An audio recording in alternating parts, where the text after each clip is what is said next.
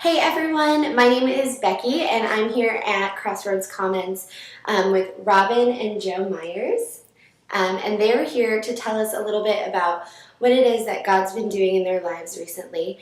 I just heard the story and it's pretty amazing. I'm excited for you to hear it and for God to speak to you through it as well. And so, Robin, if you would just start off by telling everyone a little bit about, I think, some of the health things that you've been dealing with in your life? Um, I guess probably about 2003, I started getting sick at work and um, went to all kinds of doctors, couldn't figure out what was wrong, and finally found out that my kidneys were only operating at 21%. I was diabetic, very overweight, and I knew that the only thing that was going to work was a kidney transplant. And um, So at the time, the only way to get a kidney transplant was to lose the weight. So I had a gastric bypass. Um, Before the bypass, I was on dialysis. After the bypass, I got to come off dialysis. And people will tell you that that doesn't ever happen, but um, it's a God thing. It's always a God thing. And I'm going to let my husband tell you about the most recent things. So what's been going on lately, Joe? Well, I don't know how far back to go, but it's no secret in our church that Robin has been doing some activities to raise some funds for eventually getting a kidney transplant and doing some activities with that. And our church family here has been supportive, and that's been wonderful. But on the other hand, my cousin happened to attended church. Her church had two people, one who was a donor and one who was a recipient. And they just went through the transplant process. And she noticed that the recipient had her life entirely changed. She was like a whole another person. And the donor, after being out for just a short time, was able to function just as she had before, and things were going well. And about the same time, Robin has been, again, doing some things on Facebook and posting stuff every once in a while. And about the same time, my cousin saw that, and it has kind of clicked that maybe that's something she could do for Robin. And she gave us a call, and we started the process for that. So that kind of just, that timing linked up pretty perfectly. It's only a God thing because He controls the timing. He controls all this. If it would have happened at some other time and she hadn't mentioned it on Facebook, never would have come together. So it was a wonderful thing. So I know after, even if someone wants to be a donor, there's a series of like tests and other things that they have to go through, right? Yes. And Diane, her name is Diane Strode. She lives in Vicksburg, Mississippi. Hi, Diane. Hi, Diane. And she and I had our blood typed, and they do something like 37 different tests, and we didn't have any negatives, which means that we were very compatible, which was amazing. Is that that would be like a perfect match? Just about a perfect match, yeah. And so we got the surgery scheduled for March 21st, and they tried to put it off because they were training for a new computer system and all kinds of things, and Diane says, you can't put it off. She needs this. I need to do this. And she won. She's a very strong personality. And so on March 21st, we went in to Chapel Hill, and they took us back at the same time. They told me that she would go in at 7 and I would go in somewhere between 8:30 and 9. And at 9:30, we're still sitting there, and I've got an IV, but no happy drugs or anything.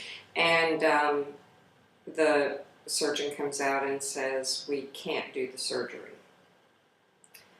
Diane's kidneys are not the same size. One is slightly smaller, her right kidney. So it works fine, but they decided that I would get the right kidney. The normal procedure is to give the donor or the recipient the left kidney. That is standard procedure. It's So very why did simple. they choose the right one? Because it was smaller. Oh, okay. Because it was smaller, and they were going to leave her with her big kidney. So when they went in, they didn't cut. They just kind of poked the little holes and went in on the right side and With the camera. With a little camera, microscopic yes. camera. and there was something wrong with her liver. And they couldn't risk it. And I guess the amazing, very much God thing about this is the standard procedure is that left kidney. If they had taken her left kidney, they would have never seen what was wrong with her liver. They would have, and there's no telling what the end result would have been on her. And this is a beautiful, wonderful woman. And we both just looked at each other and said, you know, this is an example of God working a miracle through us, but not for us. And that's a pretty powerful thing. We've not looked back, and she is doing very well. She's getting treatments. She should be fine in the long run. But again, if they had gone for the left kidney, they would have never found the issue. Never found it. And not only that, when you become apply to be a donor, they do 2 full days of kidney tests. You get, well, not just kidney tests, you get a heart test. They let's see, every machine that they have at the hospital, they run you through. That's right. You get MRIs, you get CAT scans, you get ultrasound, you get blood. You give up enough blood that then you're anemic for, I don't know.